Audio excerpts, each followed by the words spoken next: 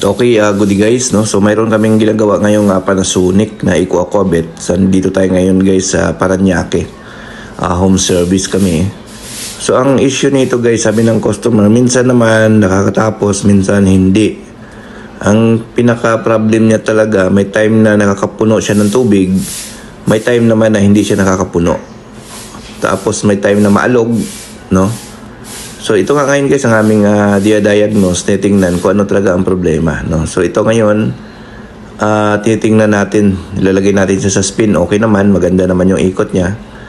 Tapos nilalagay natin siya sa wash, ayan, tingnan natin, pakargahin natin siya ng tubig, baka kasi mamaya nag-auto drain ito kaya hindi nakakapuno, no? So tingnan natin. So yan guys, pinapakarga namin siya ng tubig. So okay naman, no? Hindi naman tumatagas yung pinaka-drain niya habang nagakarga. So wala namang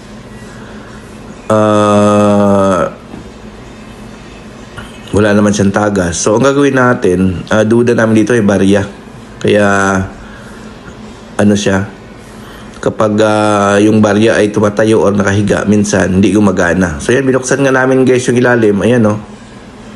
Nakita namin mayroong 5 piso doon sa kanyang drain valve. So ang tendency nito guys, ano ito, may time na okay siya, no? May time na hindi, no? Kasi nga pag ito siya ay ang position niya is nakahiga, may chance na nakakatapos yung paglalaba. Pero kung nakatayo siya, mahaharangan niya yung daanan ng tubig, so hindi siya nakakatapos, no? So ang mangyayari, mag-spin siya guys na may tubig kaya umaalog, no? So ito yung nakita natin, barya, no? So yun, no? So pag naglaba kayo guys, ingatan nyo po na malagyan ng barya ang inyong mga washing machine.